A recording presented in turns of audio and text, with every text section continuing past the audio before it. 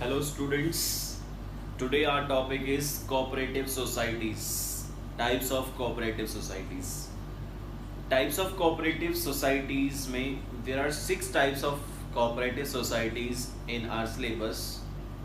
We have to discuss it in very precise detail में हमको ज़्यादा नहीं करना है, हमें सिर्फ इसको बहुत ज़्यादा शॉर्ट में करना है, प्रिसाइजली करना है। तो ये जो टाइप्स होते हैं कोऑपरेटिव सोसाइटीज़ के क्या होते हैं, जैसे मैंने बताया cooperative societies are the voluntary association of persons for mutual help and the promotion of their economic interest. तो म्यूचुअल हेल्प के लिए हम क्या बनाते हैं, कोऑपरेटिव सोसाइटीज़ बनाते हैं। तो जो हमारी फर्स्ट टाइप है कोऑपरेटिव सोसाइटीज़ की वो है कंज्यूमर्स कोऑपरेटिव सोसाइटी।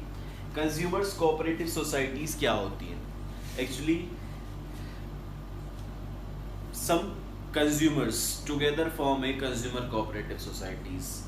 कुछ consumers मिलकर cooperative societies बना लेते हैं जिसका नाम होता है consumer cooperative society।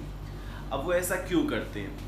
देखो, एक सिंगल कंज्यूमर जो होता है उसे अपना सामान किसी रिटेलर से ही खरीदना होता है और रिटेलर वो सामान किससे लेकर आया होगा? होलसेलर, और होलसेलर ने वो मैन्युफैक्चरर से खरीदा होगा। मतलब कंज्यूमर डायरेक्ट मैन्युफैक्चरर से नहीं खरीद सकता, because manufacturers only deal in bulk, वो बल्क में ही सामान बेचते हैं और कंज्यूमर्स जो है वो बल्क में सामान नहीं खरीद सकते क्योंकि उनकी जो डिमांड है वो कम होती है, कंजम्पशन कम होती है। तो क्या होता है कि बहुत सारे कंज्यूमर्स मिलकर एक कोऑपरेटिव सोसाइटी बना लेते हैं और फिर वो कोऑपरेटिव सोसाइटी डायरेक्ट मैन्युफैक्चरर से सामान खरीदती है। तो जो मिडल मैन होते हैं, बिचौलिए होते हैं, वो क्या हो जाते हैं? एलिमिनेट हो जाते हैं। तो उनका जो प्रॉफिट मार्जिन जिसकी वजह से प्राइस बढ़कर सामान कंज्यूमर को मिलता है वो ख़त्म हो जाता है।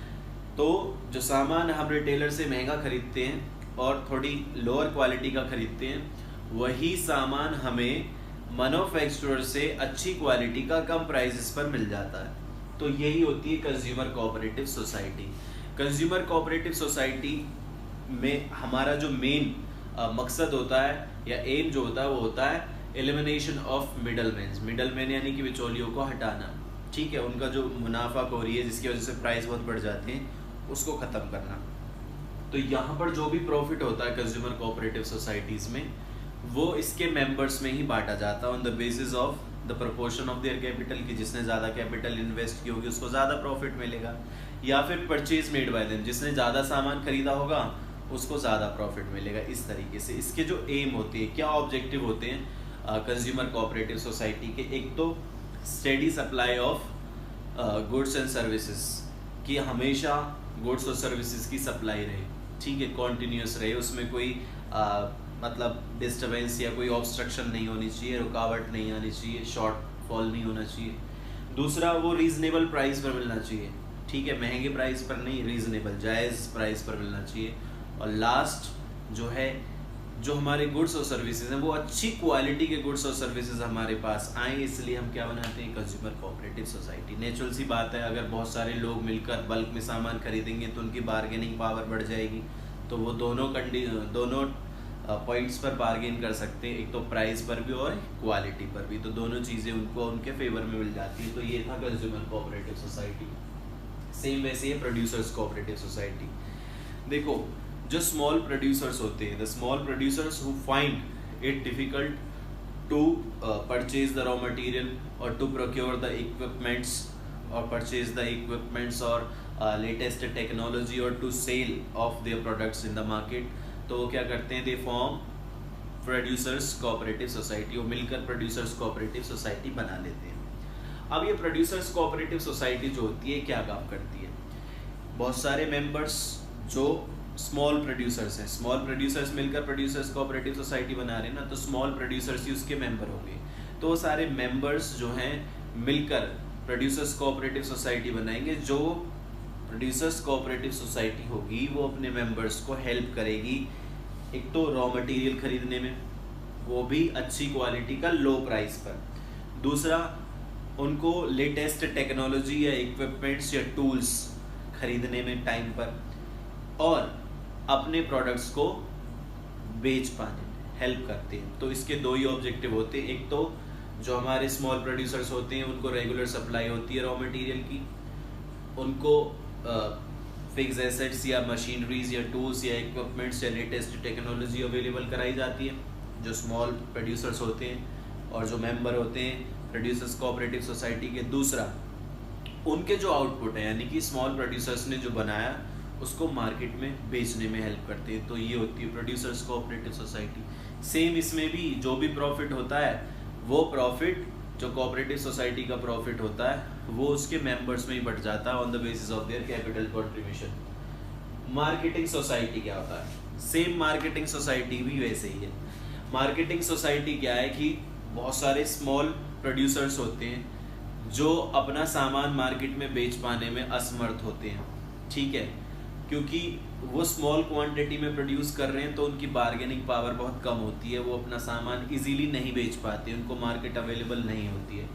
तो ये जो मार्केटिंग सोसाइटी है इसमें ऐसे बहुत सारे स्मॉल प्रोड्यूसर्स मिलकर अपने प्रोडक्ट्स को जो भी उन्होंने बनाया हुआ इकट्ठा करते हैं एक साथ, फिर इकट्ठा हो गया तो क्वांटिटी लार्ज होगी, उनकी बार्गेनिंग पावर अच्छी होगी, तो बार्गेनिंग पावर होगी तो जो लार्ज या जो बिग प्रोड्यूसर्स है उनसे कॉम्पीट वो कर सकते हैं।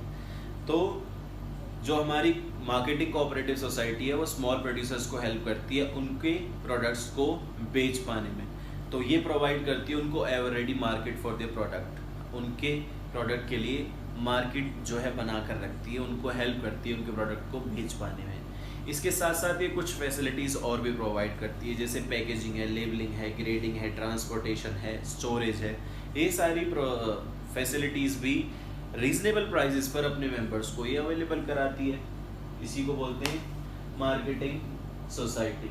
नेक्स्ट है क्रेडिट सोसाइटी। देखो क्रेडिट सोसाइटी में क्या होता है कि बहुत सारे ना मनी लेंडर होते हैं जिनको हम साहूकार हिंदी में कहते हैं। तो साहूकार से पैसा लेना मतलब उन्हीं के लिए कमाते रहना है, यानी कि जैसे आपने पुरानी फिल्मों में भी देखा होगा कि साहूकार से किसान जो उधार ले लेते थे तो किसानों का जो भी एग्रीकल्चरल प्रोड्यूस होता था, जो भी फसल होती थी वो सारी ब्याज में ही चली जाती थी और जो मूल यानी कि प्रिंसिपल अमाउंट रहता था वो इंटैक्ट रहता था वैसे ही का वैसे ही, तो उनका पूरा जीवन ही उस ब्याज में ही निकल जाता था उसको पटाने में, लेकिन वो चुका नहीं पाते थे उस कर्ज को।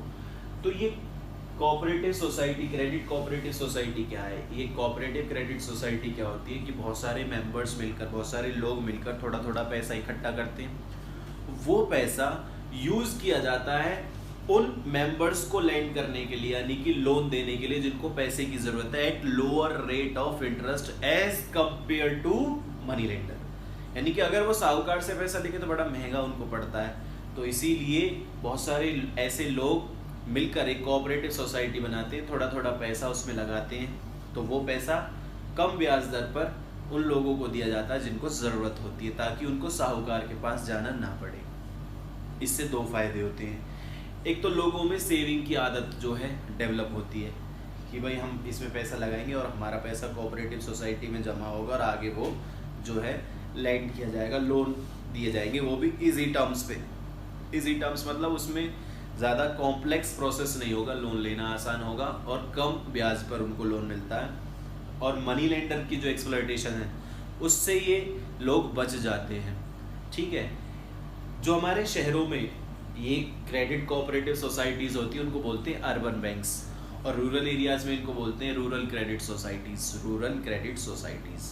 तो इनका एक यही फ़ायदा है कि मनी लेंडर का जो एक्सप्लॉयटेशन होता है उससे लोग बच जाते हैं, हायर रेट ऑफ इंटरेस्ट नहीं पे करना पड़ता है उनको, लोअर रेट ऑफ इंटरेस्ट जो है देना पड़ता है। सेकेंडली उन्हें इजी टर्म्स पर लोन मिल जाता है, यानी कि जैसे अगर साहूकार के पास जाएंगे तो साहूकार कहता है, मनी लेंडर कहता है कि अपनी ज़मीन गिरवी रखिए या अपनी बीवी के गहने हमारे पास जो है गिरवी रख के जाइए, तो they have to mortgage some security in terms of getting loan या for getting loan from the money lender they have to mortgage their property there, तो ऐसा यहाँ पर नहीं होता है। नेक्स्ट है फार्मिंग सोसाइटी।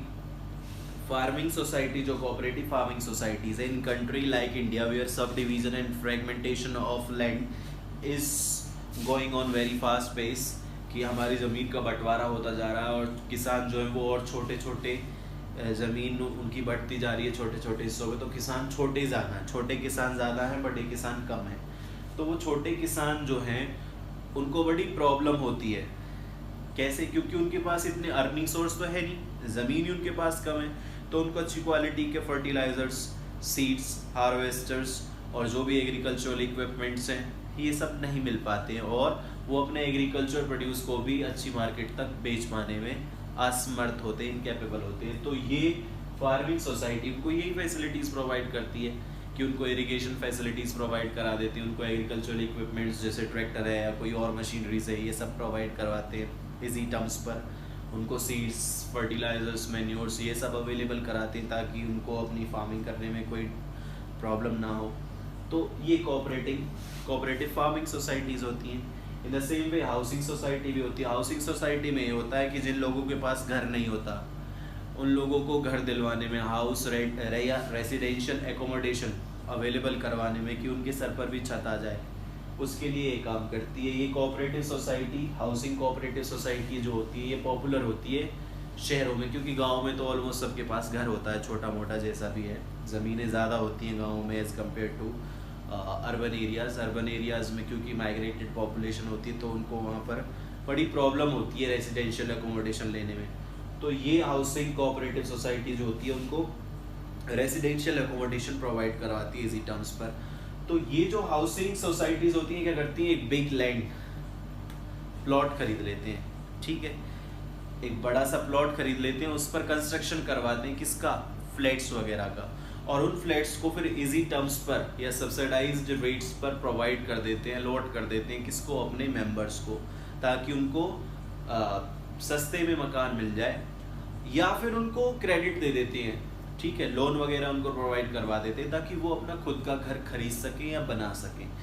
तो जिन लोगों के पास घर नहीं होता उनकी ये हेल्प करती है कोऑपरेटिव हाउसिंग सोसाइटीज़, उनको रेसिडेंशियल एकोमोडेशन प्रोवाइड कर देती हैं और उनको इजी टर्म्स पर कुछ लोन वगैरह या क्रेडिट अवेलेबल करवा देती हैं, so that they can construct their own house और they can purchase their own house. तो ये हमारी थी टाइप्स ऑफ कोऑपरेटिव सोसाइटी। बहुत इजी है, एक बार बुक से रीड करोगे सिंपली यू कैन अंडरस्टैंड।